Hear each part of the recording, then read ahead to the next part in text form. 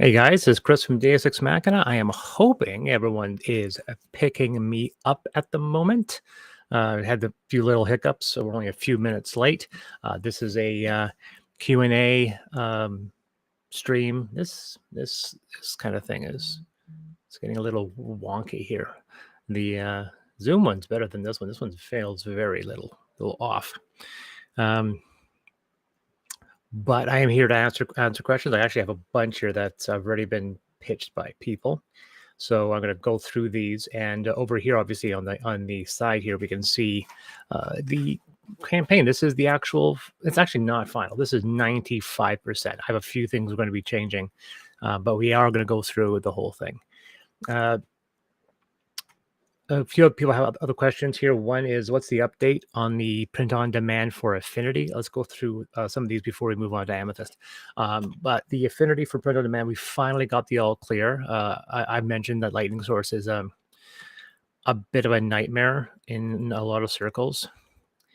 And we finally got an all clear from the certification. We're going to do one book as a proof. If it looks good, then we'll do the same process for the two books. So I'm hoping sometime in October we'll have the all clear for all the books to be print on demand on DriveThru RPG. How will 5.5 affect DiasExMachina publications? That's a very, very good point. How do I put this? Let's see here. I've done a lot of research on this, and I've read the files. They've promised that 5.5, which is just kind of what people are talking about. They're calling it one D&D. A lot of people are calling it 5.5. I'm sure in a lot of circles it's going to be called 5.5. But this system is entirely backwards compatible, which means that combat-wise, you can still use the same dungeons and so forth. So the vast majority of products will not have a problem with it. I see where they're going at. They're going to be changing mostly to give people more variety, more options. As some of you know, I've been doing that already with some of my books to give people variety.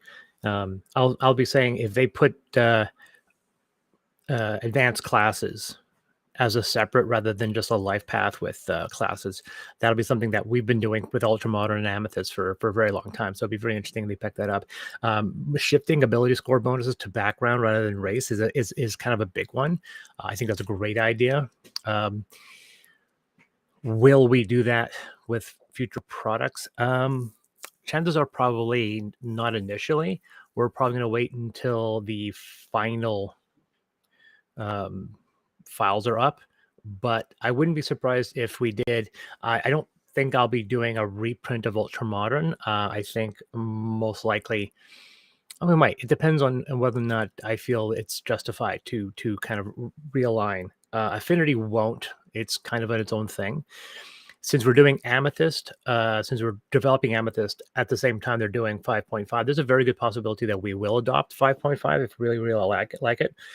Depending on how far the campaign goes. If we get to the point where we're rebuilding the original books, which is actually a stretch goal, although you can't see it yet, it is a stretch goal, that we are going to be rebuilding quintessence and factions. If we do that, I'll find a way to create options where you can go either route. So we'll have boxes that tell you, if you're using 5.0, these are, or 5e, these are the ability score and attribute bonuses.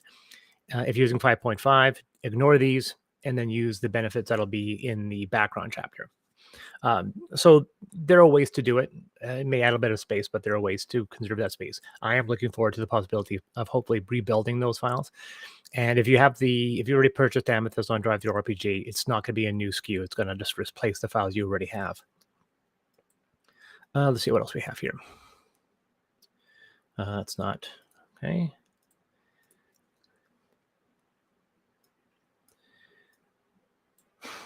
Someone asked me this question: if I was stranded on an island alone, what single RPG would I take with me? That's a funny one. That was someone asked me, and the answer was kind of a bizarre one. I would pick the largest and heaviest book, because I can't play a role-playing game by myself. If I took a board game, maybe I'd take Gloomhaven or some game that's going to take up a lot of my time. But if I had to take a pen and paper role-playing game, a different story, I would likely take the heaviest, largest book I can get and then use it for kindling or a boat if it was big enough. Okay, so next question. Who would I like to play D&D with, living or dead? This was a question. I think when it comes to dead, it would be probably Gygax. I mean, come on. Although thinking about it now, I remember answering the question when I was asked this question initially, and I said Robin Williams. He played D&D. Why not? I think that would be. I think everyone would want to do that, even if they didn't play D&D. So let's see what else we have here. Okay, so most of these questions coming up are for Amethyst. So let's talk about Amethyst. So we ran a campaign originally in 2014 for Amethyst Factions and to do a reprint of the original Amethyst core books.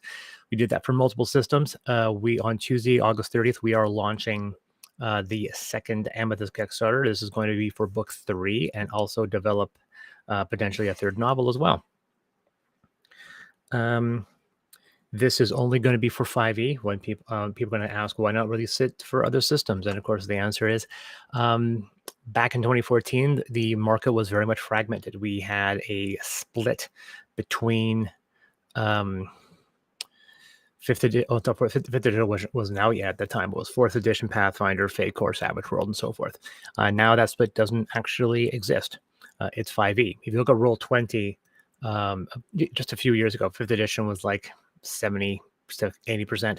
Pathfinder had about a 5% share, and just recently they did another update where they posted on Roll20 who was playing what, and the Pathfinder audience was skewed in half between Pathfinder 2 and Pathfinder 1. They didn't chip into the D&D audience, unfortunately. The D&D audience is still pretty dominant, and with Stranger Things and the new movie and everything, it's just going to get larger. So this is a good time if you're doing stuff for 5e, not so much if you're doing stuff for Pathfinder, Savage World, Fate Core. They still have their audience.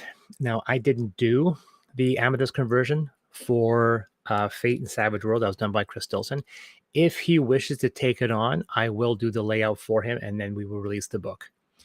That's only if he wants to do it. If he doesn't, then the Savage World Fate Core editions will not exist for Revelations. As for Pathfinder and 13th Age, which are the editions I did, obviously I did 5th edition as well. I like 13th Age. I actually think it's a really good system, but it's also the weakest selling of all of them. And although there's a part of me that would like to do 13th Age, it's just not the cards. If there was a real push, a financial push to do it, then I would. But it's the weakest selling book of all the rule systems, even more than Savage World of Fate Core. I've been selling more 4th edition books than I do 13th Age. Even today, I sell more 4th edition books than 13th Age. That's how soft. Will I continue supporting 4th edition? No, it's no real point. It's such a small market now. I know I kind of made my name with 4th edition, but no, we're not going to be doing any more for 4th edition or 3.5. I know there's a big nostalgic push for OSR's no original D20 stuff. And I'm just not interested in that. One of the reasons why, and I've said this very specifically, that Pathfinder 3.5 and some of these old ones are really designed for players in mind, and so they don't make the job very easy for dungeon masters. And I'm a dungeon master, so I said back when I did the conversion for Pathfinder for Amethyst, the monster chapter took me almost a month to write that chapter on its own because it was such a slog. So if there's a lot of demand, maybe, but 5e is so dominant. This Kickstarter, and also the 2014 Kickstarter took 4 years to get all the artwork to write and convert all the systems, and I don't want to take 4 years on a new project. So the 5e, we can turn it around in a year. See here. Can I purchase earlier Amethyst books on Kickstarter? Only in the box set. Only if you get the all set. So the Kickstarter will go through the pledge levels here in a second, but you cannot just get Quintessence. If you want Quintessence, you just go to Drive Through RPG and you pay for it. We're not offering Quintessence or Factions as standalone pledge levels. You can either get Revelations on its own or all three. You can't just get one or two. Do you need Ultramodern for Amethyst? No. If you guys know that Amethyst came out before Ultramodern, Ultramodern's rules are actually taken from Amethyst. Amethyst is the original techno fantasy, and it had the original tech rules. It came out in April of 2016. May of 2016 when Quintessence came out, and that was just a few months after 5th edition came out with their system license. And Ultramodern came out in August of that same year. Amethyst came out first, and then I took the tech rules and then made Ultramodern. So if we do the rebuild of Quintessence, then I'm going to take everything from Ultramodern Redo and put it back into Amethyst. So you do not need Ultramodern. Quintessence will have all the rules required to play it. All you need is the traditional 5e books, your PHP, your DMG. In fact, I don't think you even need the DMG, and the Monster Manual if you want to use those. Is this the end of Amethyst? And the answer is no. Some people may know that Amethyst is based on a role-playing game that I created in 2001. It ran for about 11 years. And the first book and factions basically only encompasses what the players encountered for the first, I want to say, year and a half, which means we're some ways away. I think that the entire Amethyst saga is going to be 5 books. And the novel series I think, is also planned to be 5 books. If hopefully, God willing, fate willing, I can get to those projects. What about the novels? Well, there you go. Same as before, you can get the new book, Hallowed Kingdom, or you can get all 3. You can't purchase the first 2 through the Kickstarter because they're available already on both Amazon and DriveThru RPG. So there's no point on that one. Hallowed Kingdom, I know the first 2 books were relatively short. They're in 380 pages or so. But looking at my project outline, I don't know if Hallowed Kingdom can be anything less than 500. It's going to be distressing because if I don't, then Amethyst will be like 7 books, and I don't want to have a series that, I want to keep it to 5 books, which means unfortunately, book 3 might be actually quite large. Is there an update on Affinity? Well, I just mentioned the fact that the print on demand it got cleared. As for the books, most of them are printed. I think they said they were just doing the slip cases now, which means they should have everything boxed up, I imagine, this week. And then they'll probably be shipping to British distribution. So hopefully they'll be on a boat in a couple of weeks. Who are you using for distribution? We were using Quartermaster Logistics. We've switched. We are employing Bridge Distribution for Affinity. If Bridge Distribution is good, then we will use them for Amethyst. So yeah, I'm just kind of moving away from Quartermaster and moving on to Bridge. I've been hearing a lot of good things, and I happen to know the guy who runs it. So far, so good. Do you have sensitivity readers? Now, this was something that was kind of a tumultuous stance because I was asked if I had sensitivity readers for Affinity, and at the time I did not. And somebody got really, really upset with me, and they canceled their pledge because I didn't have sensitivity readers. And I understand the reasoning for them. I'm always worried that it may force us to soften our edges and be less kind of topical and political. But if you have the right sensitivity readers to help you, then you're good. And we do have sensitivity readers now for Amethyst. Amethyst does have them. But they also know exactly what I'm looking for because, as some of you may know, if there's going to be a content warning in Amethyst. There is one on the Kickstarter page, which I'll show you guys. This campaign, Amethyst has always been very allegorical. It's always had complex issues dealing with chaos theory, existentialism, personal identity, and so forth. But it also has a lot of allegories dealing with religion, racism, and sexism. And I find it very fascinating that once in a while, somebody, like once in a while, as in once every year or 2 years, somebody will make a review for Amethyst where they will go political, where they'll call out what they feel are politically motivated or social motivated allegories within the setting, and it's pretty solid, pretty thinly veiled. And I must have a guardian angel on DriveThruRPG because those reviews somehow managed to get deleted. One thing I will appreciate about DriveThruRPG, unlike RPG Geek or Board Game Geek or IMDb, is that their reviews are curated.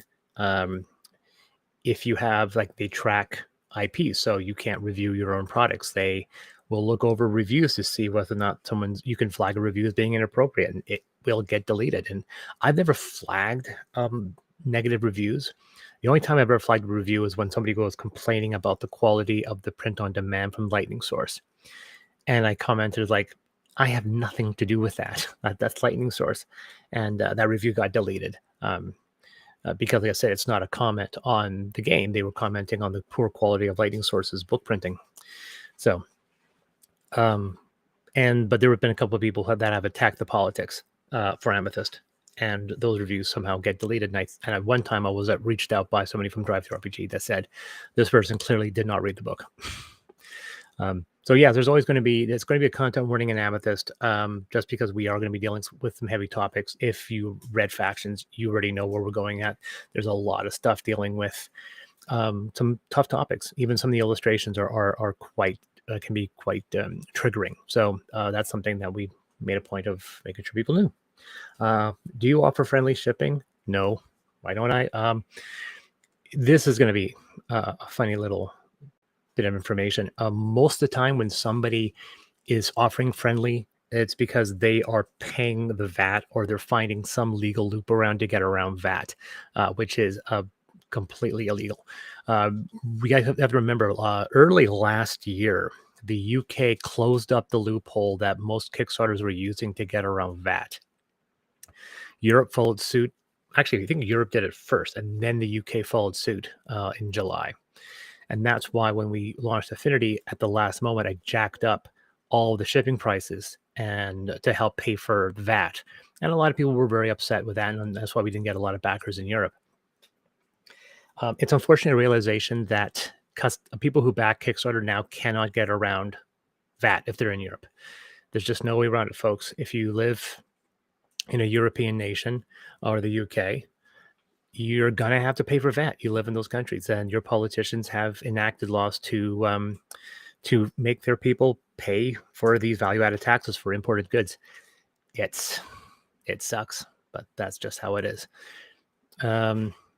So we do have through bridge distribution, we found inexpensive routes to shipping for most everybody. We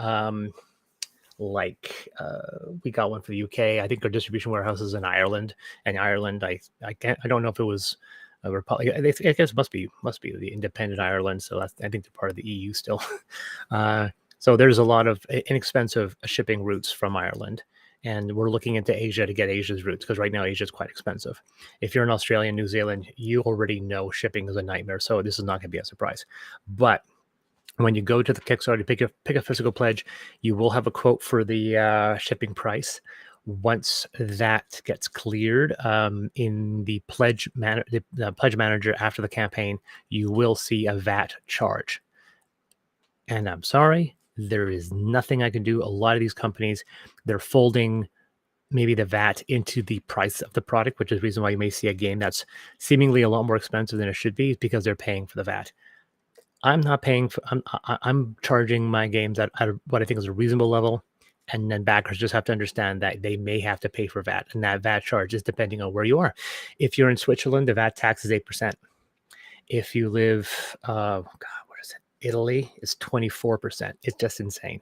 So if you're getting physical pledges, that's something you have to be aware of. And in some situations, some people have preferred to get the digital books because you can get the print on demand, which is usually printed within Europe, and so they usually get around the value-added tax that way.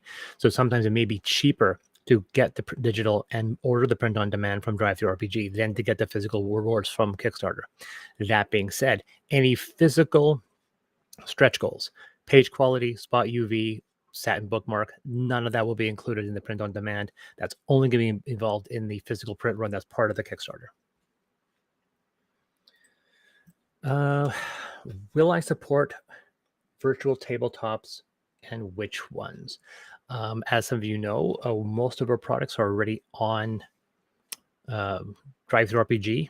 No, sorry, Fantasy Grounds. There we go. We're already on Drive Through RPG, but for digital virtual tabletops, we are on Fantasy Grounds, and we've been on Fantasy Grounds for several years now. And D20 Pro, which I know not a lot of people use. So much so that we've never received a check from D20 Pro. We'll get a check from Fantasy Grounds every quarter. What's been always denied to us has been Roll20, which we finally got on hand. And only 2 days ago, we got permission to include Roll20 digital modules with the pledge levels. Which pledge levels? It's anything that has all 3 RPGs. So if you're just getting Revelations or you're just getting the novels, the digital modules won't be included. They will be included on any set that involves all 3 books, whether it be digital, standard, or luxury physical.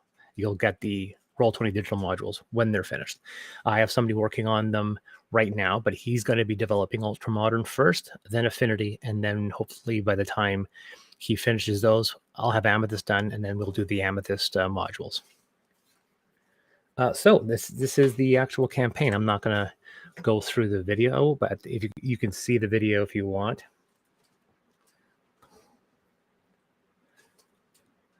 There, and yeah, you can see this on our YouTube channel as well. Now, there's a few little tweaks to these pages, so we'll look 100% like this, but it's pretty close to this. So I'll have a little bit page that shows you all the things you can get. I'll scroll past that. We've got kind of Jason Bowles, who did my work. He did work for my Naramata board game.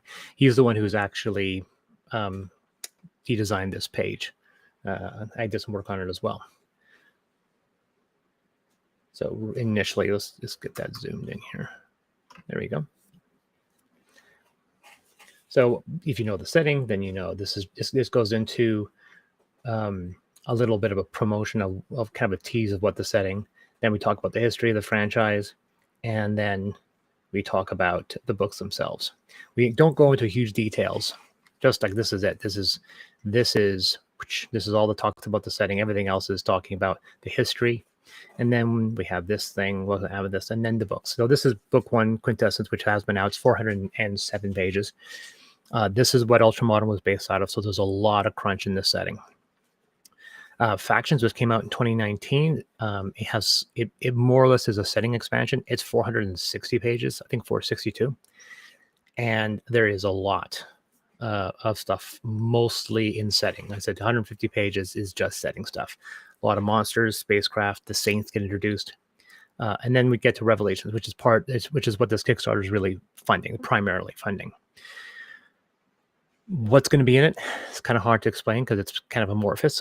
It's going to expand at least in Europe and potentially more. One of the stretch goals expands it into Africa and into Eastern Europe. That's where it's going to stay because the next Amethyst book will cover Asia and Indonesia and Australia and New Zealand. And that will hopefully then be the final book in the Amethyst series. Although it won't be the official end, and I'll get into that some other time. We always add new races, new sub-races, new backgrounds. If we're kind of adhering to the 5.5, we're going to see a bit more than that. Some things that can be expanded. There are a couple questions that were even posed in Quintessence. A lot of them were answered in Factions, but there were several new questions that got posed in Factions. Those are getting addressed in Revelation, so we're going to be seeing more answers, even more answers than you saw before. And what actually that means we're going to be seeing some new technology and some new monsters. That's going to be probably 300 or 400 pages. It's going to be very, very big. 300 is a low threshold, is the low page count, depending on how high we get to if we fund, and 400 plus if we get through all the stretch goals that I would like to get through, all the in-content stretch goals. This cover is entirely temporary. This is an image that's actually in Faction. So we're just using that for the temp cover. That's not the final cover. These are some review quotes. And then the novels. And this is also a temp cover for Hallowed Kingdom, although I think I'm actually liking that. That actually is probably going to be the final cover.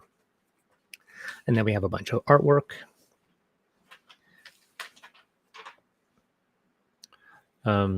Like I said, if anyone has any more questions, drop them in the chat. Hopefully this is working.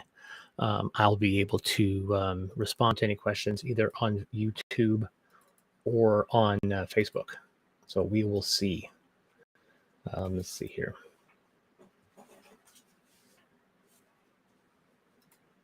Let's see if I'm in here. Oh, good. I am running here. Don't see any comments just yet, so we will continue on. Also, sound off if you are actually listening.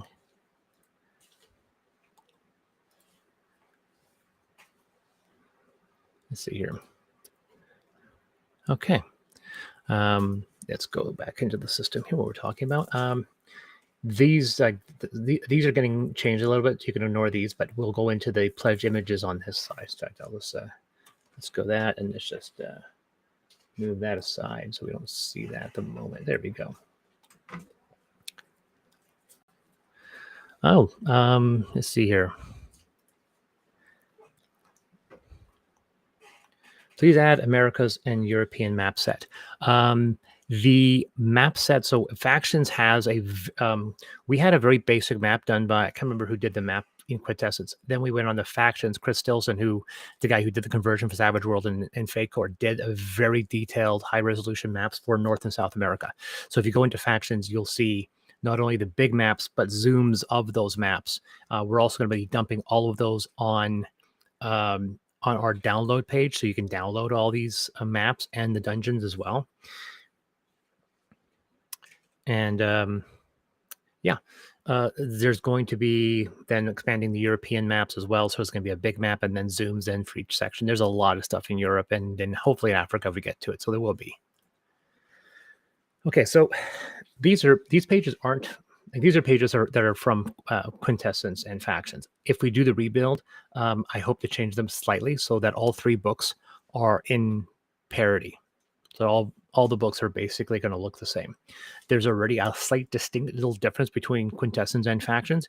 If we rebuild Quintessence, it'll look more like Factions, and Factions will hopefully also, Factions not going to get as much work on its rebuild, but it will be rebuilt if we get to that stretch goal. I got a lot of videos. Thankfully, Amethyst has been around for a lot, so we're going to have a bunch of videos. I actually had to take some off, so most of these videos are done by third-party people. I won't get into them now, but Castles and Castles did a 2-part stream for Hearts of Chaos. Dusks and Dorks did a preview for Amethyst. The GMS magazine, my good friend Paco, we did one for Amethyst Revelations. And a Rogue Watson did a video for Amethyst Revelations as well. There's another one that's going to go in. It's not done yet. It should be up here by Monday. So it'll be up by the time the campaign launches. Then we have another one dealing with Paco, which deals with the complex issues of Amethyst. Mr. Means did a review on the Savage World edition, but he talks a lot about the setting.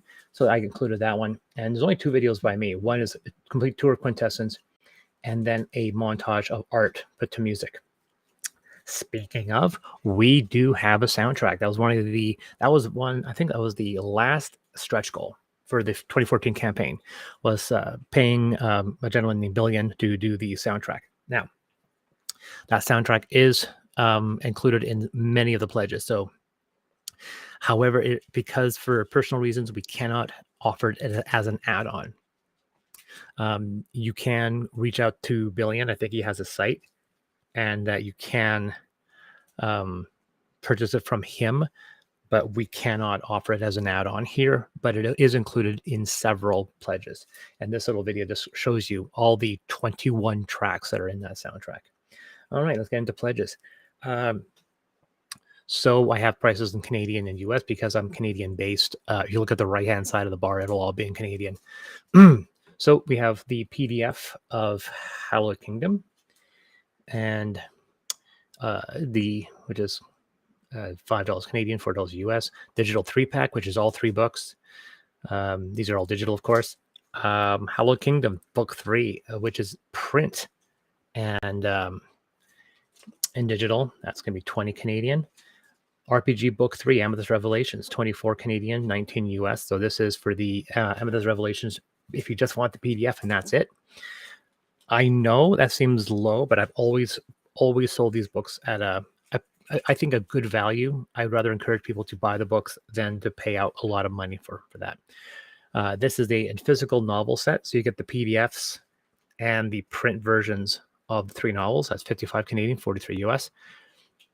And then the first of the 5e RPG PDF set, that's 67 Canadian, 53 US. That's all 3 RPG PDFs. And this is when you first start getting the Roll20 digital modules. And with this complete set, digital, gives you all the PDFs, which is the novels and the games.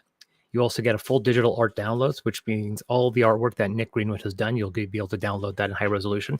Anyone who's seen the digital art dump for the first Amethyst in 2014 knows that this is a gigantic file. It is several gigabytes. It's massive. Then we finally get to Amethyst Revelations print and PDF. So this, if you just want the book 3 in physical, and this is a standard hardcover edition, 62 US, $79 Canadian. Pretty straightforward. I've been told numerous times that this is too low. I think it's a reasonable price for a 400-page book. Here is our RPG 3-pack standard edition. This gives you all 3 RPGs for $171 US, $219 Canadian, and that's going to be 1,200 plus pages of content spread over 3 books. You get the digital art downloads and the Roll20 digital modules as well. Then we get to the good stuff, the complete sets. Standard edition. The complete set standard edition is $269 Canadian, $210 US. It gives you all 6 books, the 3 novels and the 3 game books, and all the PDFs. You also get the soundtrack and the digital module. So you notice that the complete sets are the only ones that give you the soundtrack. So that's just how it is. Then we get the Amethyst RPG Luxury Edition. You know, so Luxury Edition does give you the CD and this. Actually, what I'll probably do, I'm going to add the CD to the RPG 3-pack. So that's going to get changed. I don't think that should be. I think the CD should be included in there. So expect that CD to get added in there. So the digital soundtrack will be part of the RPG hardcover by the time we release. So that'll be something that'll change, because that should be there. So we have the RPG Luxury Edition. These are the leather books. There's some wacky stretch goals we have to make these books amazing. I won't tell you all of them, but some of them are pretty crazy. Then once again, you get the PDFs and the physical books, digital art download, the Roll20 modules, and the digital soundtrack. So Amethyst Complete Set Luxury Edition. This is one of the bigger ones. This gives you the 3 leather books, the 3 physical novels, and then all the PDFs, the soundtrack, and the Roll20. This is basically everything. And then we have the all-ins. Now the all-ins are very kind of amorphous, because they may include a lot more than what we have listed because of stretch goals.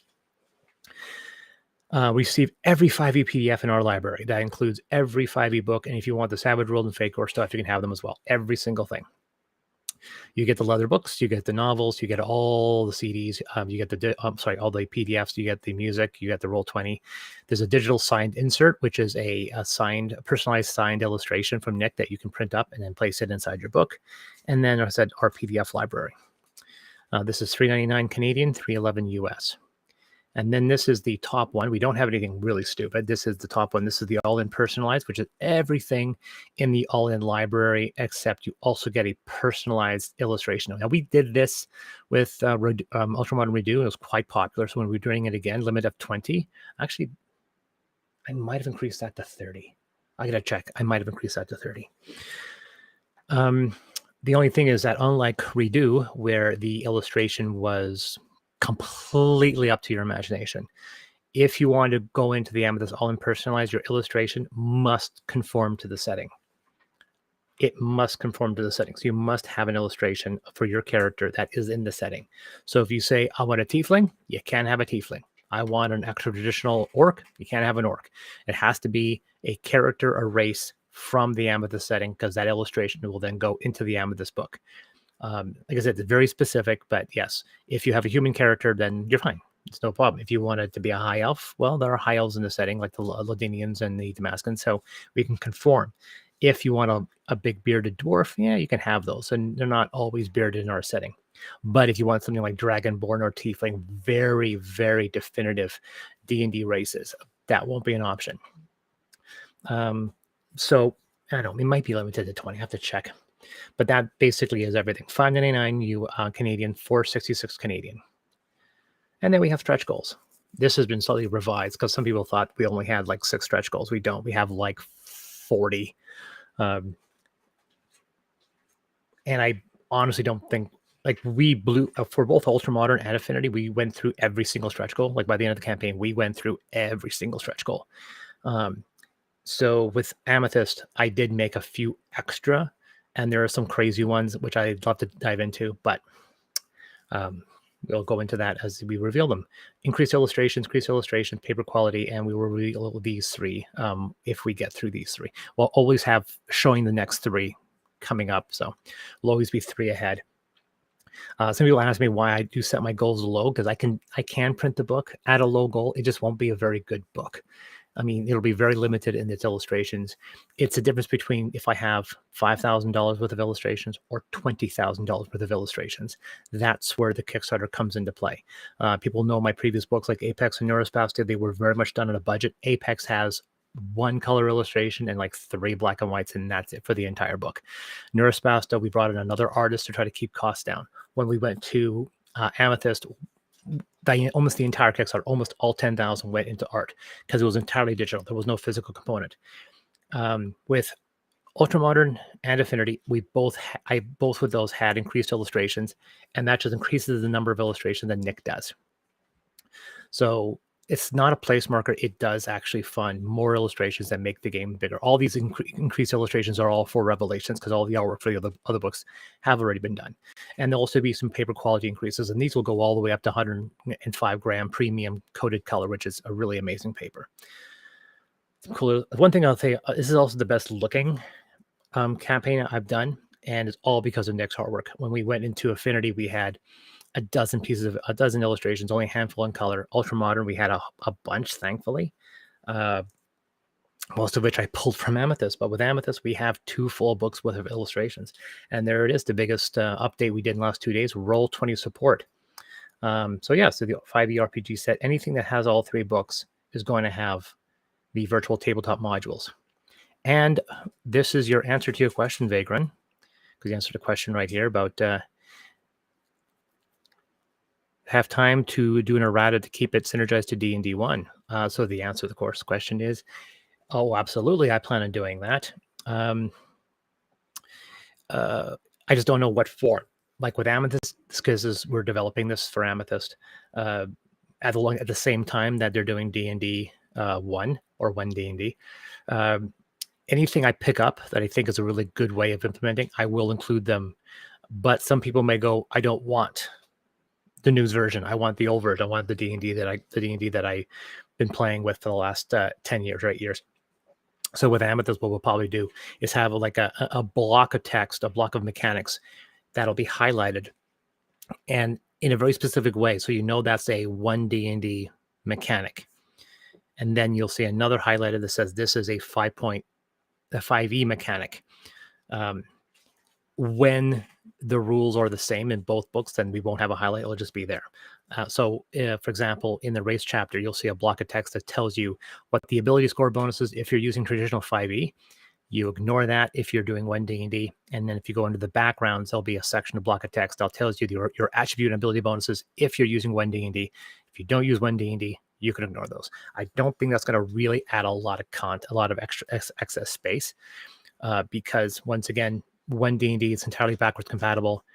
And one of the things I want to do is create new fantasy classes for Revelations, rebuild the old classes. So I don't really need to do much when it comes to mucking around with stuff in Quintessence.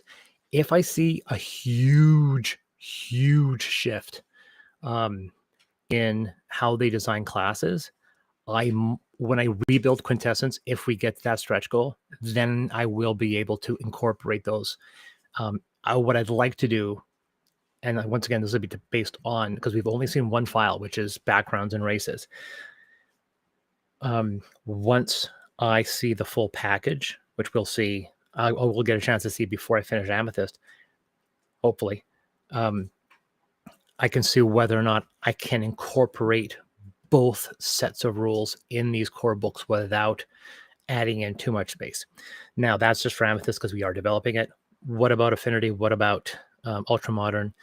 It's no big surprise that if Amethyst does well, and I get to do this still for a living, my next Kickstarter might either be a completely original new property with the very talented artist that I've been talking to for some time, or we're going to do a reprint, an updated of Neurospasta and Apex, doing the same thing we did with Ultramodern with Redo into Apex and Neurospasta, doubling their page count, doubling their content, and flipping everything into full color.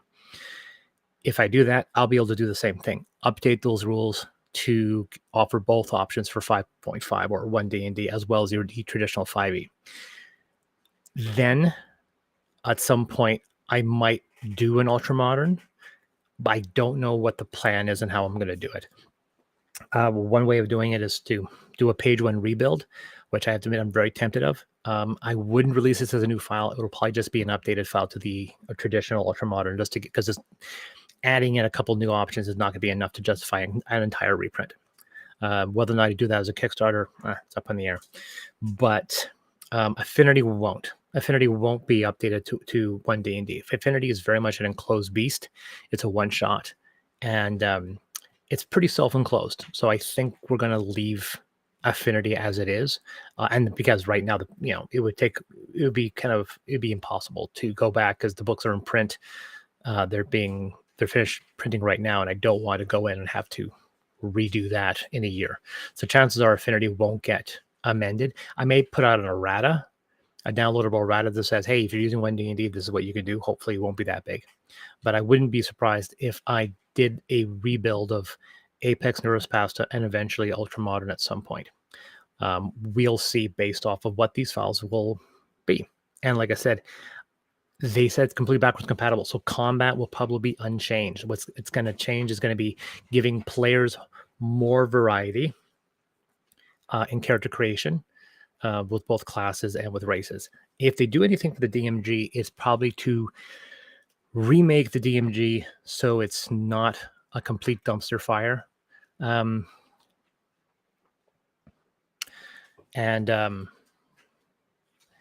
yeah. So that's, yeah, I think I just kind of lost my train of thought there.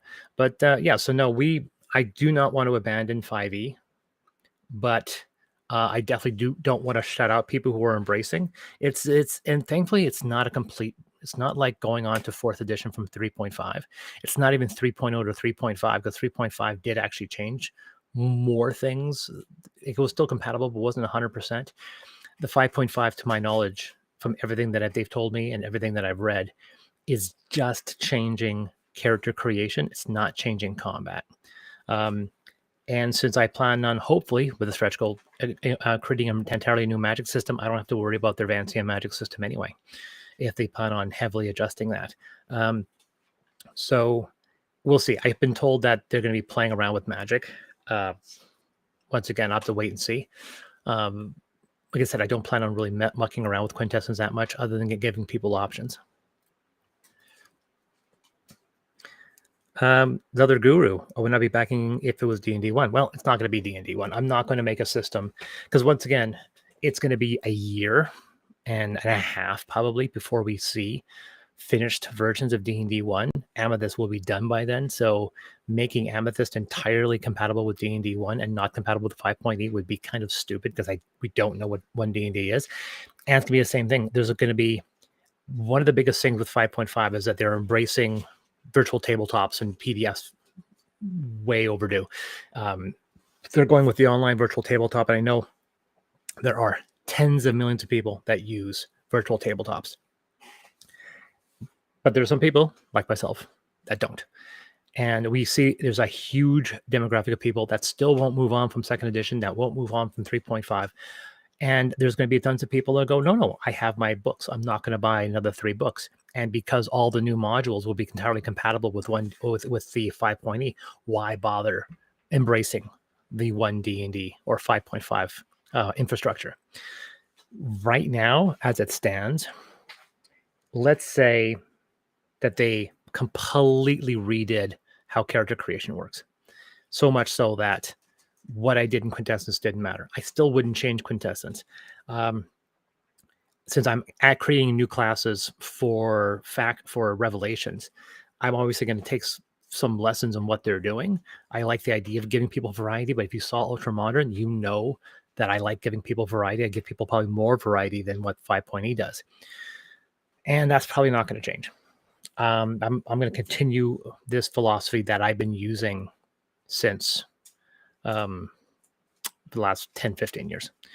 Um, so no, I will not make these books one D&D exclusive. They'll be always be prioritized to fifth edition. All I'm saying is the fact that depending, I mean, I do like right now the idea of putting attribute bonuses in your background and not having it as part of your race. There is, I think, a really good idea there. I really don't mind that idea. That being said, and I've gone into details about the fact that people very often conflate race to culture.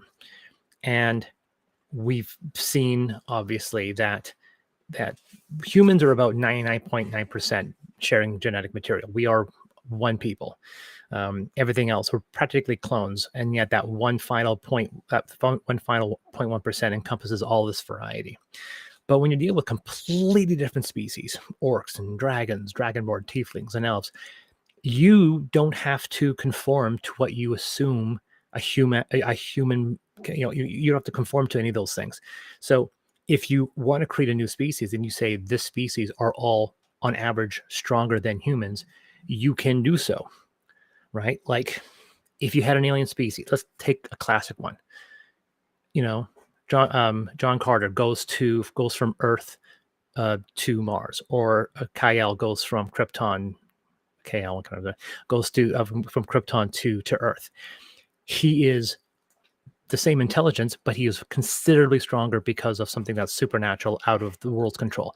Same thing with John Carter of Mars. He is hugely strong.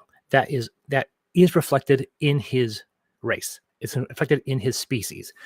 So there is an argument for having these attribute bonuses as part of your race selection, because people say, well, humans, you don't have these physical mental differences.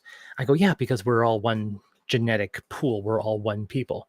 But when you have an orc species or an elf species, you're not bound by that rule. You can have a non-human species go in whatever direction you want because they're a fantasy creature. They're an alien species. They don't have to conform to whatever rules that someone tells you. That being so, like Pegasus, for example, and even my Tenebrae, which are my drow in my setting, they are very, very much, I define what their culture is, and I define how they are as their physical traits. And within the setting, there's actually a bit of a cognitive dissonance with both of them. If you read the story, you'll understand. But the Pegasus are naturally stronger than everybody else. So if I do a Pegasus in one D&D, it's still going to have a strength bonus, just because they're all like that.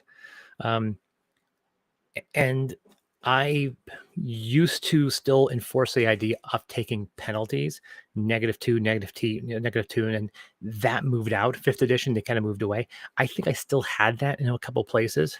I may end up removing them depending on the scenario. Like Pegasus have a huge rule about the fact that as they get older, they go into they get stronger and stronger and stronger, and then their wisdom goes in two directions. They either get wiser or their wisdom goes down. And there are feats within the game that allows you to get these bigger strength boosts at the cost of your wisdom. And the idea that as Pegasus get older, they get wise to the point of being tribal leaders that could rebel against these dark factions that control them, or they become insane and wild and very hard to control, and they become basically wild creatures. That's an intrinsic part of who Pegasus are. So it's impossible to separate that as a background, because you can't have a Pegasus background because it's part of their genetic makeup. So in the case of Pegasus, for example, even though D&D has when D&D has pulled these attribute bonuses out and moved them into backgrounds, there is still an argument for leaving them in certain cases. That being said, I have always supported, I think, the idea of moving back attribute bonuses into backgrounds is a great idea. I think there's a compromise. Thinking about it just now, just off the top of my head, I think there's a compromise. I think that you can include the race bonus. In fact, this is actually, thinking about it, this is actually a way of getting your cake and eating it too. And this is something where sometimes my brain just kind of thinks about it. Like, imagine if a Neros, which is a dwarf, has this traditional dwarf ability score bonuses that we see in 5th edition.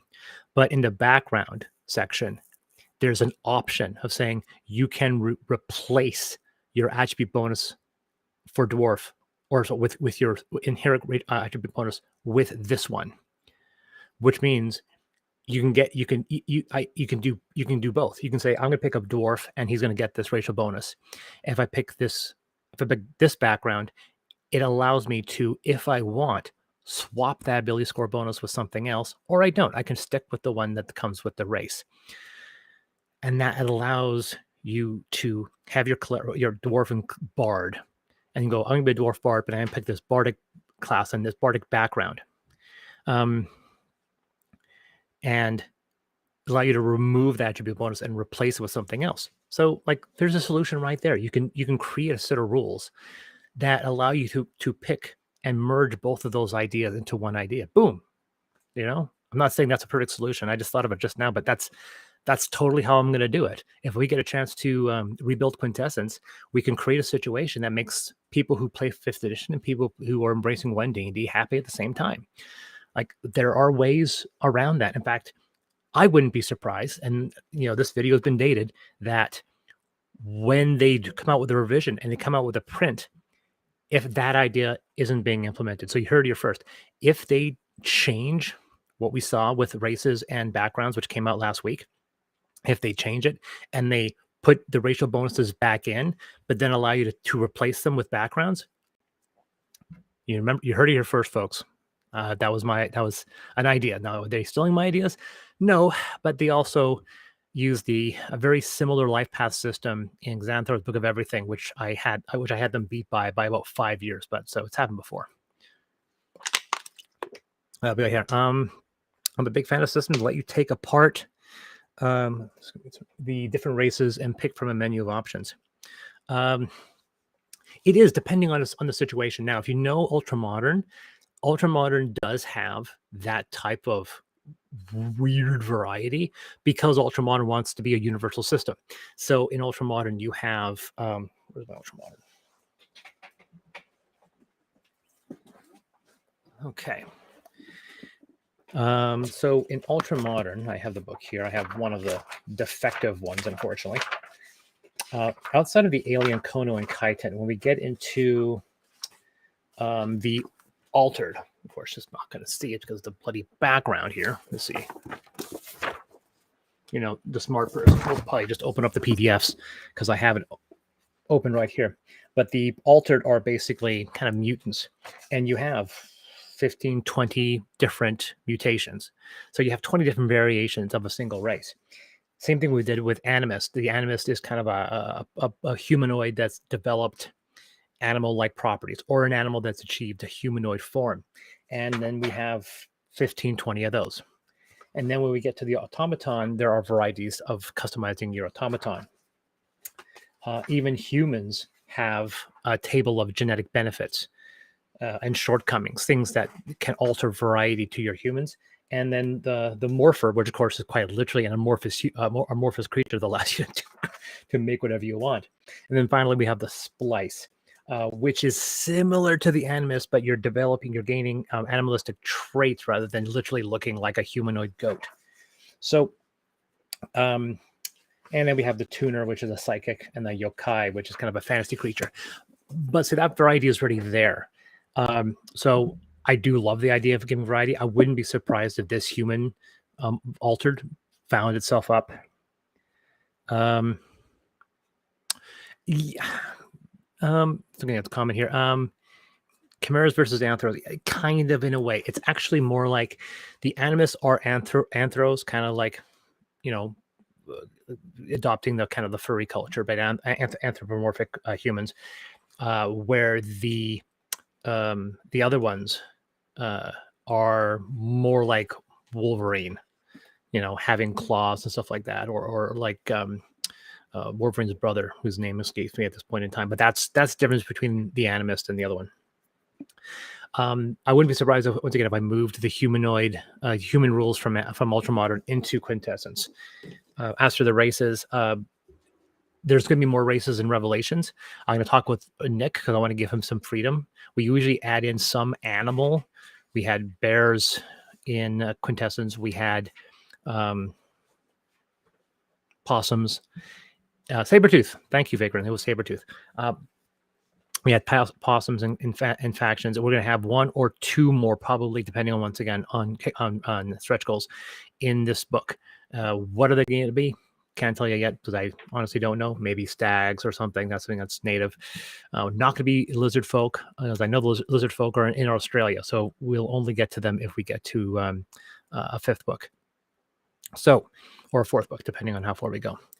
So there is going to be a lot of variety, but like I said, it's looking at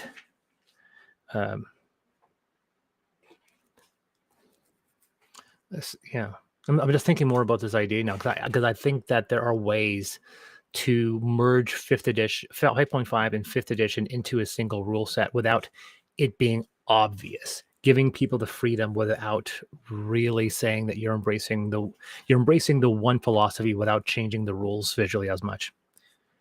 I found it interesting that you chose to have Revelations storyline, for lack of a better set of terms, search for the Amethyst stones. Well, we always have we offer a few stones, and we kind of reveal where the locations are. So we're going to go into more details in Revelations. But for example, the adventure that's included in Quintessence gets you a stone. You don't get a stone in the adventure in Factions, but we do kind of point out where the stones are. I do believe the amulet and the bracers are in Canem. I know that Shiraz Eclipse, who's a Tenenbree, she has one of the crystals in South America, in Southam, in the Tenenbree Kingdom. And I do believe that Baruch Mulcut has one as well. And if you read the backstory, there's a whole story about that artifact. So we do kind of go into detail about where the artifacts are. I'll probably be more specific. The adventure, if we get to this right stretch goal, the adventure that will be in Revelations will be another acquisition of an artifact. There's two or three more in this book, and we'll explain where they are. And by the final book, we'll have them all revealed because there's 2 final artifacts in Asia. But it's a world quest, right? In the novels, it's ironic that in fact the first 2 books they never find an amethyst stone.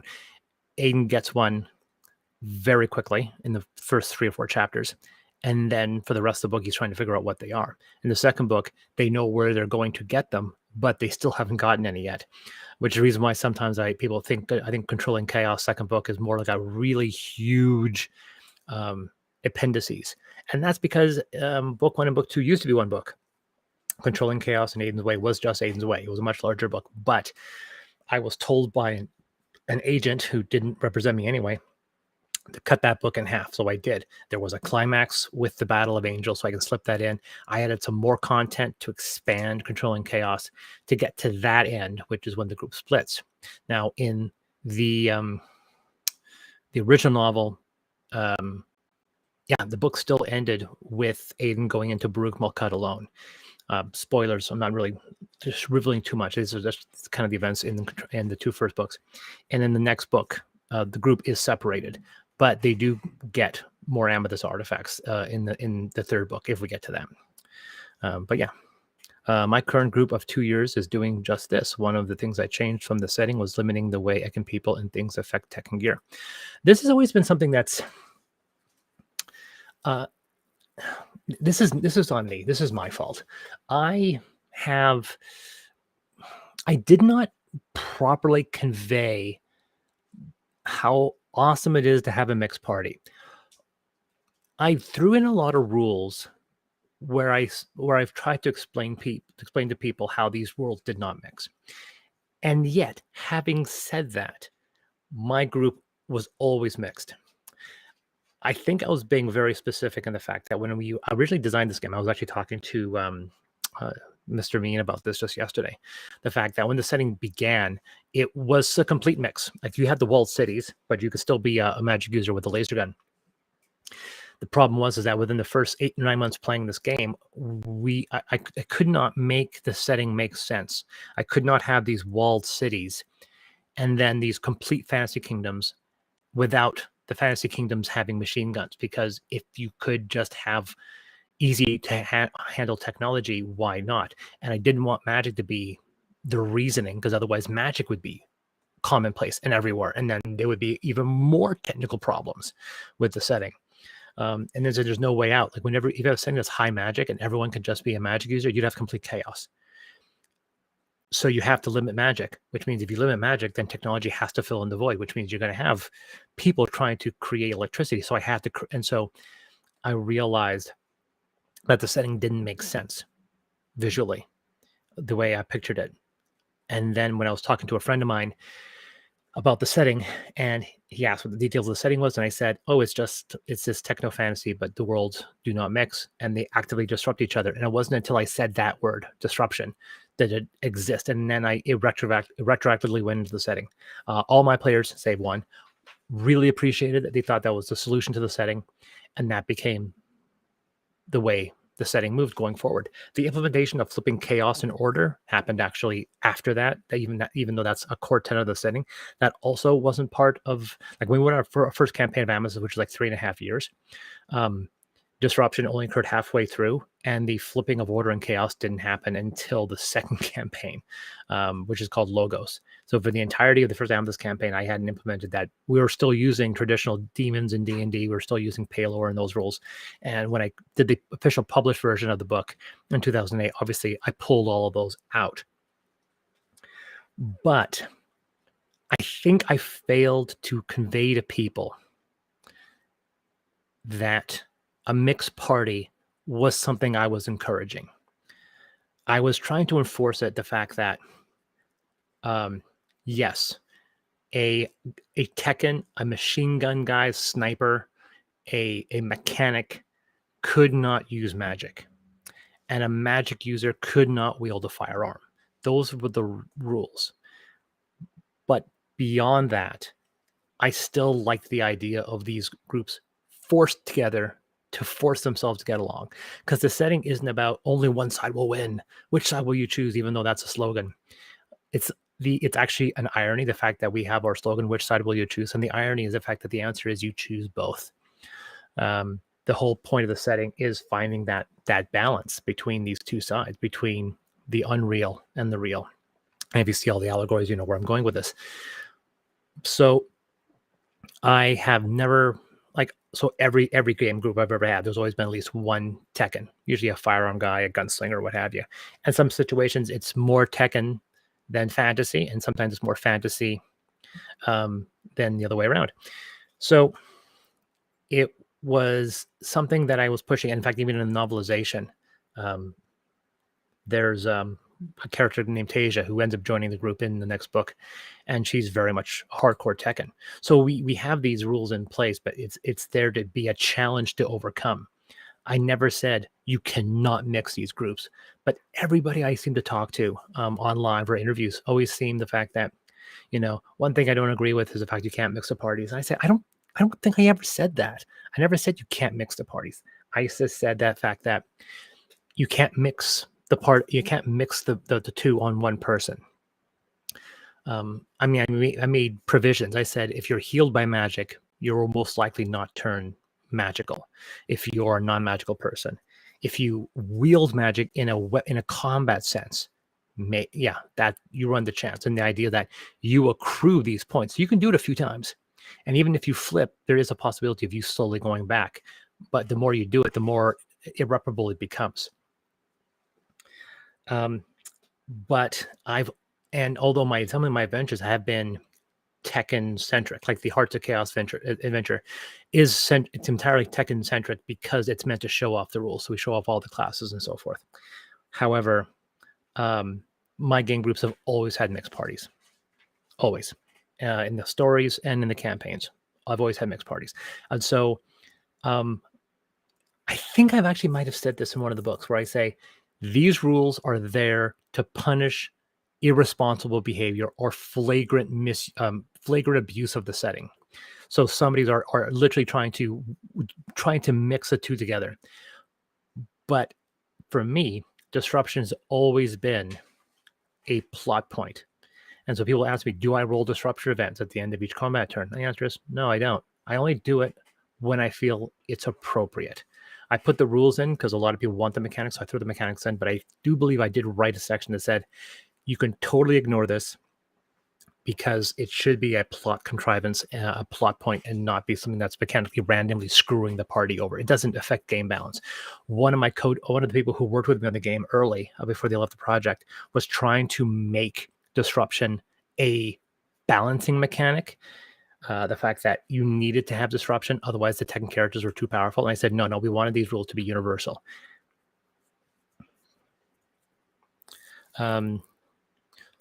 Proper pronunciation for Ekken. It is Ekken. It's not Eken, it's not Ekan. It's basically the term came up was Tekken got made first. Fantasy people came up with the term, you're a Tekken. There's the one to coin the terms. And the Tekken's not really understanding it, just dropped the T and said, well, then you're an Ekken. The idea is supposed to be a play off of enchantment, but since there's no N in the word, it's just Tekken minus the T. You're not Tech, you're just Ek. And it's almost meant to be kind of a slur. So the fantasy creatures say, make up the term Tekken, and then the Tekkens go, well, then you're not even worth the T. You're just an Ekken. You're less than us. And then some people say, oh, it's a bastardization of the word enchantment. It actually isn't. It started off with them just dropping the T and saying Ekken. You did write that. It's in Hearts of Chaos. Yes, it's in Hearts of Chaos, and I think it's in Quintessence and might be in Factions as well. But I've always supported mixed parties, and in every game I've ever run has always been a mixed party. Either one or several members are Tekken. The first game, most of the players were all fantasy. There were an NPC that was Tekken. In my second campaign, I actually ran two parties simultaneously with the same group of people. It was a very weird thing. We had one plot which just had fantasy characters. And then we had one plot point, which was all Tekken characters, and they were in space, and it was a space opera, but it was happening at the same time. And so we would alternate sessions bi-weekly. We would flip between the Tekken and Ekken plot lines. And then at the end of the campaign, they came together. It was a very complicated story. And then in the third game, Apotheosis, one character was Tekken and everyone else was fantasy. And then the latest one I did, which kind of got truncated, it was almost entirely Tekken characters, but I think one or two characters might have had a fantasy background, but a non-magical fantasy background. They were rangers, but they weren't magical rangers. So yeah, hit the nail on the head. Is Tekken minus the T. Let's see. Let's go over this here, and then so that was a whole 5.51 answer to your question there, Vagrant. We have creators. There's me, and there's Nick. More Nick illustrations. Add-ons. There's no physical add-ons, all the because everything's basically included in the pledges. So we have the Quintessence PDF POD coupon. If you get Revelations as a pledge level and you actually still want the Quintessence, you can do it as add-ons. We're just not including them. We're just not including them with the as a pledge level. The novels as well. The Art of Amethyst, which is a book that Nick put out. I'm going to invite him to go in and redo this to make it that encompasses all the artwork, because I think this is just in Quintessence artwork. And then the Hearts of Chaos module. Like one guy who did a review, I think with the Rogue guy, he loved everything, but he was kind of critical of Hearts of Chaos because Hearts of Chaos was meant to be a quick adventure that's supposed to take 2 or 3 hours. And so as a result, it didn't really have a dungeon. It was just a sequence of battles, and it was a play out parts of chaos. You're going on a mission to kill this guy, and you're all Tekken characters. It all had to be completely self-enclosed, and that's because I was tasked to do that by Goodman Games for the free RPG day, I think in 2014. So that's why Heart to Chaos is a little different. Now, I mean, I could put in like ultra modern and stuff like that, but at the end of the day, I want this to be Amethyst centric. And at the end of the day, you can get all that on Drive to RPG. The FAQs, which I just went through, distribution, we go through it as well. Drive through RPG will be for all the digital stuff. So the novels and the games will go through this. I talked about the content warning. Shipping and that we went through already. The fact that friendly shipping, whenever you see someone saying friendly shipping and they have those stickers, they are lying to you. They cannot do that without either breaking the law or folding VAT somewhere. You are paying VAT at some point, whether you're paying VAT because the shipping charge is enormous or you're paying VAT because the cost of the pledge is enormous. But at some point, you are paying that VAT. So if the pledge is cheap and the shipping is cheap, when you get to the pledge manager, expect to see the VAT tax because if you're in Europe, especially if you're in a place that has a VAT tax of in excess of 20%, you have to expect that. And I've said the fact that if you are in Europe and you want to back this game, and there's a possibility that you just get the you could order digital and then get the print on demands when they become available. Leather Guru again. We have a mixed group with a halfling sniper. I use the Iron Suns, like the German protagonist in Indiana Jones. Nice. They are effectively seeking the stones for an unknown source as well as the party. I love that. Great idea, man. Now the halfling sniper, I mean, the thing is the fact that I literally made, like, I have to ask if you're employing the Gimfin engineer, because the Gimfin engineer is quite literally a halfling that gets to use technology, and they do it by tweaking and mechanically modifying human technology to work with within the magical aura, but they do it by making the weapon horribly overcomplicated to such an extent that only they can wield the weapon. So you can absolutely have a halfling sniper in canonical Amethyst without breaking rules of disruption. You're just playing a Gimfin engineer, and you get to walk around with elaborately goofy firearms, which I'm hoping we get to address soon. So the German protagonist in Indiana Jones. The German protagonist in Indiana Jones. You might have to explain. I thought the Germans were the antagonists in Indiana Jones. But okay. Anyway, what's the current time frame for launch? August 30th. August 30th. So in just a few days, 3 or 4 days from now, Tuesday, August 30th at 9 o'clock. We have a few things. I'm changing a few tweaks in here. I'm making this text a little bit larger so it's legible on your phones. But beyond that, this is all going to be how it's going to look. It's a very big campaign. It's very, very nice looking. Like I said, the pledges are relatively decent. Like I think they're a good price point. They're not terribly expensive. And the same thing with shipping, but just be prepared if once you get to it, you may have to pay for VAT depending on where you are. But yeah, that's basically that's the whole campaign which launches. And I also did an update, and this video will of course stay online, about what's going on with Affinity. The print on demands got cleared finally.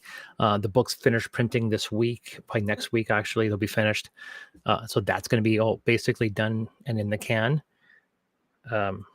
I want to tell you what some of these other stretch goals are, because there's some cool stretch goals. There are some really cool stretch goals. I'll say one of the stretch goals. One of the stretch goals for the leather edition is a lenticular cover. So if you guys know what a lenticular cover is, I don't know why I'm showing it because you're not going to be able to see it, but so you know those covers that have kind of that three-dimensional view. You can't really see it in this place, but let's go there. Let's do that, and you can see that 3D look like that. So that's one of the things we're planning on doing as a stretch goal for the leather books. Let's see, what do we got here? Would a soft cover be possible through Drive to RPG after the Kickstarter? I want the hardcovers, but a later soft cover for a table would be nice. I've been seeing more and more the option of soft covers. one of the things I plan on doing as a future project is because I have a general policy that all of my books on Drive Through RPG are all the premium hardcovers, because I always think that a lot of people want the highest quality. But I also notice people the fact that given the Lightning Sources costs have gone up, the fact that Quintessence on print on demand hardcover is like $100 Canadian. It's kind of insane. So one of my projects, depending on how well this funds and if I have the spare scratch, is that I want to rebuild these Kickstarter, rebuild these books. And then one of the processes of rebuilding them is to have multiple options. So with Affinity already, we're working off of a lower quality soft cover version and then the premium hardcover. So when the PODs for Affinity go online, you'll see two price points: the ultra premium hardcover and then a cheaper soft cover.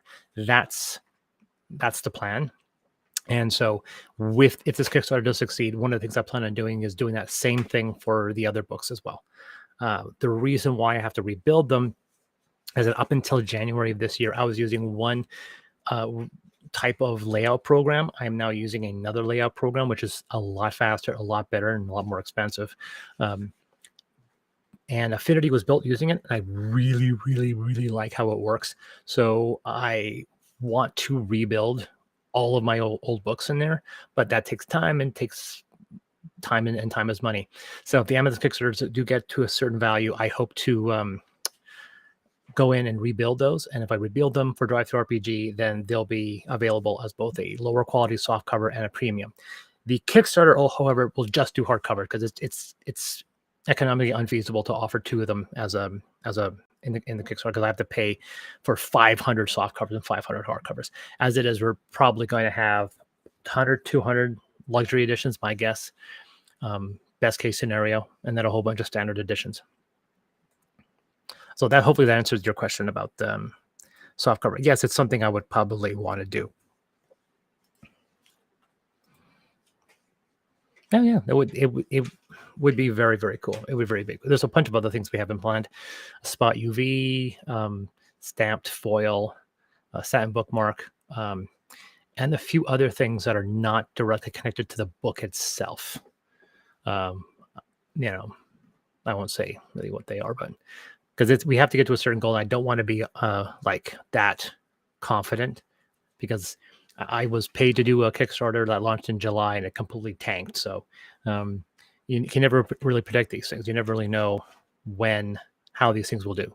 So even though Amethyst is my biggest promoted, project yet, you never know how these things will do. So like I said, until that day comes, I don't want to get my hopes up with some of these things we can offer, but there's a lot of cool ideas that I have. All right, I'll give it another minute because we were just passing over, and I don't know why my nose gets so itchy only when I go online. Like I'll go offline and my nose won't itch. It only itches. Like, it's always this little part right here that itches. Yeah. So yeah, and I think that's basically it. We'll look around and wait another minute for any other questions. I'll be doing another live stream during the Kickstarter. Usually do one during the Kickstarter, and I usually put out an update every 2 days. I have a ton of stuff to share, some cool interviews, some cool videos. So it'll be cool to see. And I'm looking forward to sitting down with Nick and if we do succeed, and talking about some of the ideas we have. For example, if we get to Africa, there's a lot of Africa is a desert, especially in the northern area, and that whole area has been affected by this magical vibration that turns the entire sand into an ocean. So it's basically just liquid sand, like quicksand everywhere. And so everyone moves from place to place on boats that basically travel along the sand. And there are Tekkens that actually have submersible vehicles that travel underneath the sand, stuff like that. None of it terribly original. I just loved it. It was in my original campaign. And there are moving cities that float on the sand. There's just some neat ideas. And once I throw those ideas to Nick, I'm looking forward to seeing what pops up in his head. So, yeah, there's some neat ideas, and there's a bunch of there are 3 really dominant bastions in Europe: Porto, Motigo, and I want to say Aviv. and Aviv is double layered, it's 2 floors. So there's literally a city built on top of another city. Porto is the most technologically advanced society on Earth. Porto is like the big utopia. So they have a lot of high technology and robots. I'm looking forward to seeing what we do visually within that setting. Motigo is in the UK, and I know it's a floating society. And I know it's not as advanced as Porto, but they're advanced enough to have an anti-gravity city, basically. There are some just neat ideas. Every bastion is different. Angel is the one that was designed to resemble our modern Earth with a wall around it. York is also low tech, but it doesn't have a wall and it's very spread out. Then you have Man, which is this kind of cloistered juggernaut kind of, dystopian city.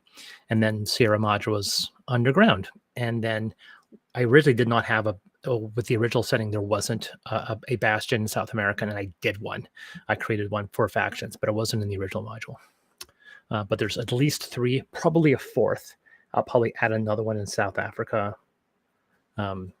depending how far I get into the setting. If I go far east, then there'll probably be one in Eastern Europe, maybe.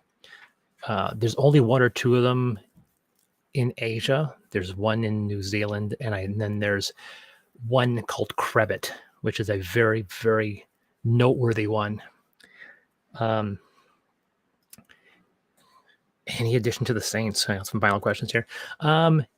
Yes and no. We're going to explain more about what they are, and because we went into only kind of on the surface about what the situation is. We'll kind of explain them completely, because as we explore the setting, we're also kind of advancing the story. Like, I'm kind of assuming that, you can start your campaign in Europe, but the way we ran the campaign, it started in North America and then shifted to Europe. But when we get to the Saints and Revelations, a schism has occurred, and they're starting to fight amongst themselves, because you have a bunch of saints that are trying to resist the control of the deacons, and an active rebellion is starting to rise up. So there's not much when it comes to technology with the Saints, but there's a political change within the Saints, and that's because the biggest reveal in Revelations, which I'm not going to go into, but the biggest reveal is going to answer who is that central character in the Last Supper. You guys know the big Last Supper illustration is very iconic for Amethyst. Has a very weird central character where the Christ figure should be, and we introduced him with stats as the name of Kairos, and he's introduced in factions. But who is he, and what does he represent? It's indicated in factions that he is not a saint. He is something else. Who he is, where he comes from, that's an entire chapter in Revelations I'm really looking forward to exploring. But it is a very, very big reveal. Probably the biggest answer. That's why it's called Revelations. It's some of the biggest answers. There's not a lot of unanswered questions after Revelations. Revelations basically sets the tone for the rest of the series. That's the point where the final twist. It's like the book 3 big twist, and then the remaining books are basically expanding the setting and leading you up to the final battle, the final confrontation. That's not true. There is another big reveal. Yeah, because it's almost a ridiculous sense of upscaling, because we've had like normal Tekkens, and then we go and then the Saints, and then there's always I had to upscale it, and it always reminded me of the stupid upscaling in a video game called Xenosaga. It was a series of games for the PS2. They only made 3 of them, and there's supposed to be 6. But in the first game, they were on this ship, this spaceship. It was a pretty normal sized spaceship, and then they shift over to a larger ship. This ship is massive. It's like 10 times bigger than the first ship. And then like 3 hours later, a larger ship shows up, and it's like 100 times larger than the previous ship. And then when you get to near the end of the game, an even larger ship shows up, and it's about 500 times bigger than the previous ship. So it gets these ridiculous scales. But yeah, it was something I was reminding me when we're talking about the upscaling of opponents. Yes, it is. I played Xenogears and Xenosaga, and it was unfortunate, and the unfortunate curse that on both those games, the creator did not get a chance to finish the story properly. At Xenogears, they were told to rush up the setting, and that's why the first disc in a 2-disc game was 35 hours, and the second disc was 5, because it rushes the hell out of its storyline very, very quickly. It was a very kind of rushed and disappointing ending. Xenosaga was the same way. Xenosaga Part 3 had to explain 3 games worth of content in like 25, 30 hours. And to point that most of the twists are in the data logs you have to read, which is just kind of really ridiculous. I've been told that the Xenoblade series, which is out for, I'd buy those if they were coming out for the PlayStation, but they're only available for the Nintendo. They're apparently amazing games, and he's given a lot more freedom, so I'm hoping he's able to do it. But it's just unfortunate that he never got to create the complete game of Gears and Saga like he could have.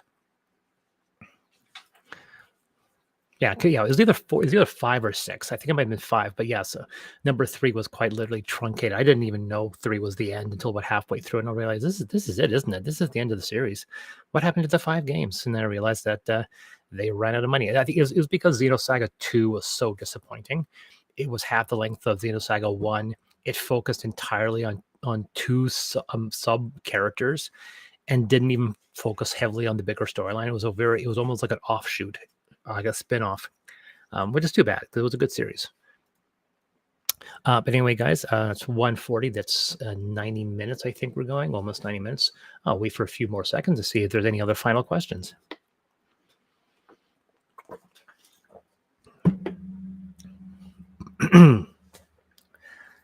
Okay, so that'll be it. I am going to head off. I have a few more little touch-ups on this file to do. What we're doing, we're making this text a little bit larger, just so it's a bit more legible. I think it's a bit small. But we're going to be doing that, and then that'll be it. And I think we're also going to get an all clear from Roll20 to make sure it's all good. Plus, we're still waiting for Asian shipping prices. We have all the other ones, and we just have to punch those in. Well, a final question here. Have you explored what happens when the stones are brought together? My PCs are troubled as to what will happen with the 2 worlds. Future plans for leaving the atmosphere. Yes. Have I explored it? I've explored it. I know exactly what happened because it happens in the game. The original campaign that we ran, 3.5 years, not 11. Like, it didn't take 11 years for them to get the stones. Everything you're seeing in the Amethyst books is only the first 3.5-year campaign.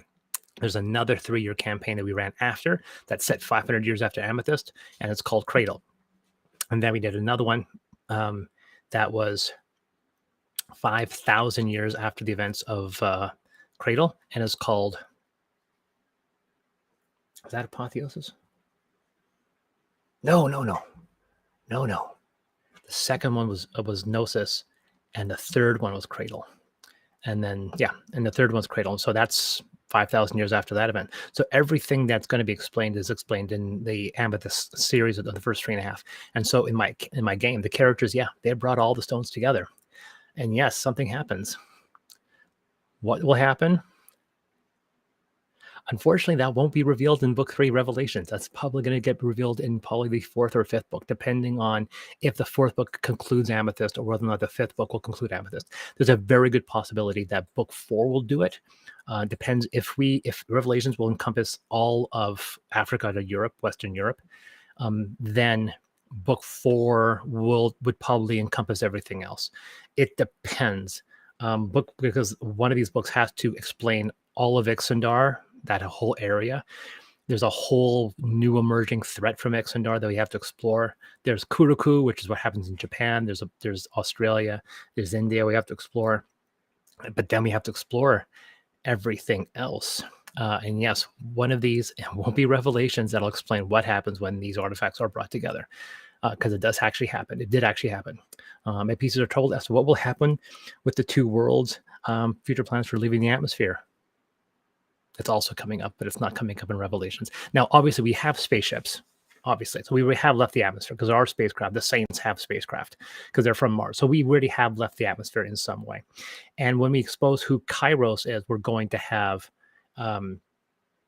some space travel involved with him because he's also not from this Earth, at least not initially. And are we going to keep going? Yes, we are going to keep going. There is something also going to get revealed, probably once again, book 4. If we go past that, if I am fortunate enough to go into the setting of Gnosis, no, not Gnosis, Logos, that's what it is. Gnosis is oddly enough a relic from Xenosaga, but Logos is the second series set 500 years. That's probably just going to be 1 or 2 books. It explores the setting, but Logos explores the universe out of Earth, and it kind of expands that universe. So there is a complete universe of Amethyst that goes beyond Earth and beyond the events of the primary storyline. But Revelations, and then if we do a book 4 or book 5, that will close up everything you need to know about the setting and in the world. And then we'll have this supplement that will be set 500 years that shows you how the world has changed, assuming that the heroes win the story. But yes, have I explored what will happen? Yes. And are there plans for leaving the atmosphere? Yes. Am I going to explain those entirely in the Revelations? No. Sorry. That's just how it works. There's plenty of revelations, but we're not going to 100% to tease everything. We're not going to not going to lay all of our cards out just yet. So yeah, I'm going to end it there, folks. Now we are at 90 minutes. Thank you for all your comments and points to everyone out there on Twitch. I think maybe I'm trying Twitch for the first time, and people that are out on Facebook and YouTube. Thanks a lot. And I said we launch at 9 a.m. Pacific Standard Time on Tuesday, August 30th. The campaign will run for 30 days to September 30th at 9 a.m. What day of the week is that actually? That will be a Friday. Very poignant. So, but yeah. Thank you guys, and I will see you guys all on Tuesday with the first update, and we'll see how well we do. Thanks.